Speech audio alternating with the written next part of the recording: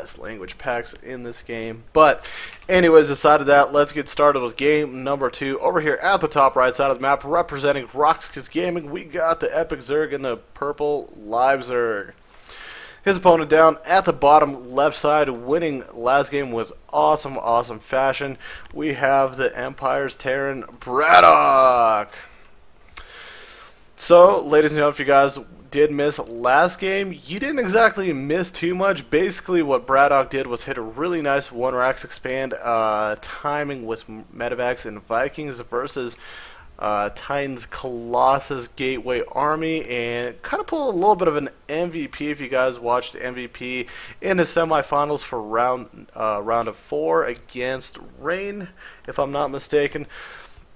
We saw MVP on occasion, you know, pull a few of the SCVs, and basically it does put you a little bit more all in if you're not successful. But what the SCVs do, they basically just kind of give you a little bit of support, soak up a little bit of damage, aggro a little bit of damage from the army that you're facing. So at that point, what you're hoping to clear out some of the zealots, and you're able to focus down some of the weaker units when it comes to versus bios, so the stalkers fall down.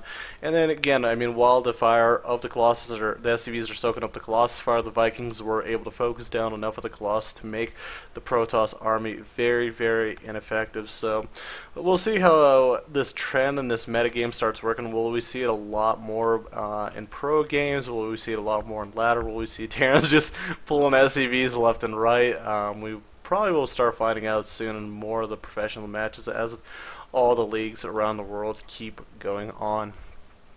Now, looking at it, LiveZerg just getting a scout up. Looks like BratOK's going to be doing the same standard build, one racks expand as he did last game. LiveZerg, meanwhile, on the other side, getting the 15 hatch, 15 pool. Everything very crisp and very standard. Now, for those who don't know, both these teams are Russian teams. Empire is Russian-based. But not all players on the team are Russian for Empire. I mean, we got Mista. He is a Greek player. BC Cutie. He's from Siberia, if I'm not mistaken. So I hope I'm not mistaken. So not all Russian players. Again, BratOK is Russian. KiS is actually Ukrainian, if I'm not mistaken, as well. Happy's definitely Russian as well. So yeah, a little bit of differences. Not exactly 100% sure where every single player from RoX.KiS is, but a lot of them are Ukrainian based, Ukrainian and Russian based as well. So both of these are European foreign teams, if you want to call them. Very competitive right now. If you guys haven't checked them out, they're getting better and better. Even both of them. Even though, I mean, again, I am very Empire biased, if you want to call it. But both of the teams, he's from Serbia, not Siberia. Serbia. Sorry, Serbia. Did I say Siberia? Oh my god. Woo. My bad, guys. My bad. Serbia. Yeah, both these teams are very good teams, and they're really making a name for themselves right now in other leagues, not just this IPL ACME. If you guys have been watching the EG MCSL, they're actually both of them are one of the top teams. RoX.KiS is just a little bit ahead of Empire. Really knocking down some of these really good teams. Unfortunately, Empire recently did drop a loss to Quantic. I haven't actually checked out how they did versus Dignitas as of recent, but I mean, they've been putting up good matches, playing against Liquid, Slayers. I mean, all these good teams all over the world. Really competing, taking off a lot of points on them, taking even wins off of some of them as well.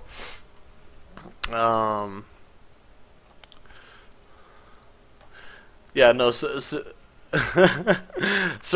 and Siberia are a couple different places. So Siberia, really cold. You know, I don't know if they play. I don't know if the internet. I mean, I don't know if they play in Siberia StarCraft, man. It might be just a little bit too cold over there. If you don't know, that's like really north. It's like really north, man. That is a cold place. I don't know if you want to play StarCraft there. You better have some hand warmers. You're probably playing with gloves and like one of those like heating like area fans to be able to play on it. They lost against Dignitas. Johnny Recco's won against. Okay, thank you, appreciate that. So Dignitas was able to take the win off Empire in the ace match. Thank you, Alternative Vigo. Yeah, no.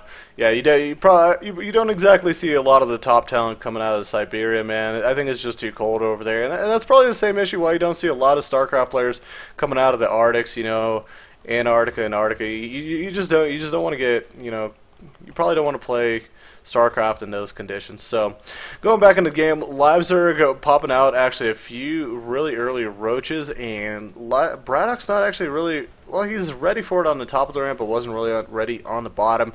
Having to lift up his natural orbital and basically sit around right now and hope to dear God that his units can take out as many of these roaches before they bust in. Really nice focus fire by LiveZerg, actually focusing down the furthest supply depot away and just trying to walk in. This is going to allow him to actually do so much damage right here because the Marines in the bunker are not able to hit them within range, and great job. SCV is trying to do as much damage as possible. A few more Marines pop out, and actually Braddock might have a really nice hold right here. There's only a couple more roaches left. The third one pops, the second one pops down, and there's one roach left.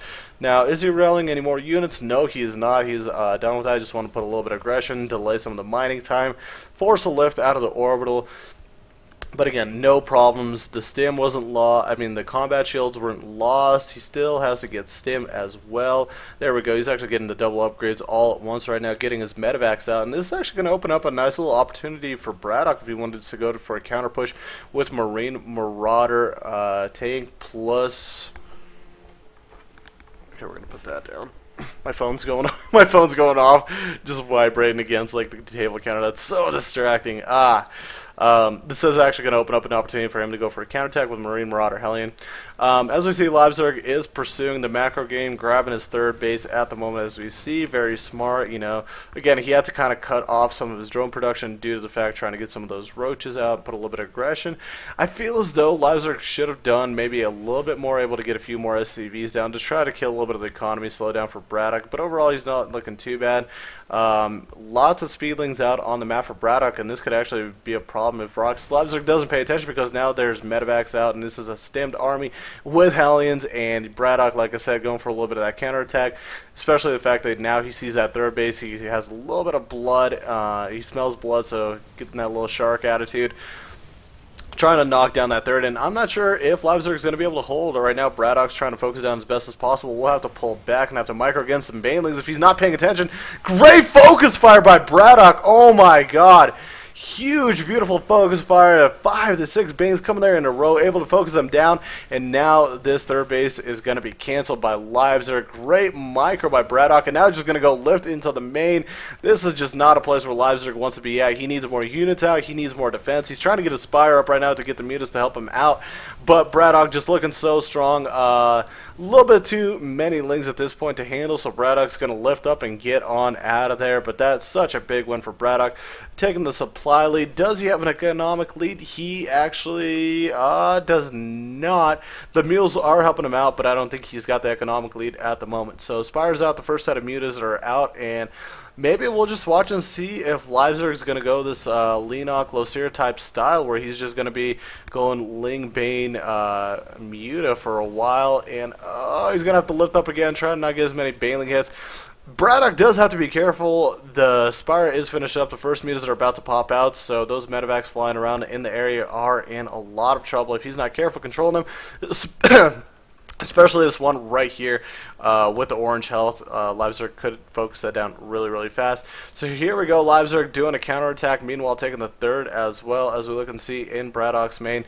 Has his production going. The third base is up. He's got some tanks and some extra marines, so that should help hold everything off. The sad thing right now, unfortunately, these Banes are just too slow. They do have speed finished up, but not as fast as you would want them to. Trying to figure out where's that medevac that he had earlier. Did he lose them? I think he actually lost the medevac, and this could be huge. He's canceled all the banelings. I'm like, either this could be a big win for Braddock, or maybe if the Banes finish, he's able to roll them in fast enough, but LiveZerg forces the cancel. And where are those two medevacs?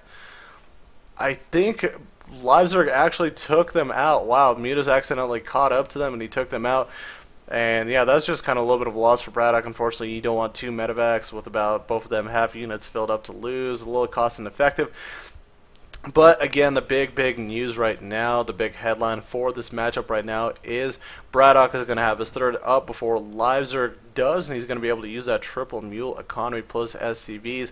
He should probably put up a sensor tower soon to watch out for any counterattacks, any pressure that does come towards him. He's going to have to be very, very careful. You definitely don't want to lose to anything counterattack, especially when you don't have a planetary up. You need to get some supply depots around this area, maybe a bunker, just enough defenses so you don't get really countered by anything, because watching LiveZerg and his playstyle the past few weeks, he loves counterattacking. Ladies and gentlemen, I was dubbing him counterattack king like a couple of weeks ago. Anybody he played, as soon as they would move out, just had that perfect timing where he would be ready.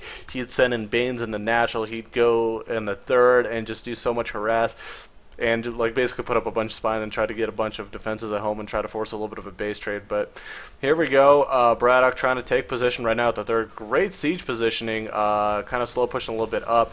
The great news right now for LiveZerg, he does have infestors out. Pathogen glands upgrade is done, so these infestors will have energy, but there's no real way for him right now to engage. He's going to have to flank, in which he will. He has the Lings, but great focus fire from the tanks, taking out all the Banelings right there at the front. So now it is Mutant Ling versus a few infestor, and I think LiveZerg can't handle this, guys. He's going to have to land some clutch money fungals, but I don't think that's going to happen. There are 3 medevacs here, and GG coming from LiveZerg.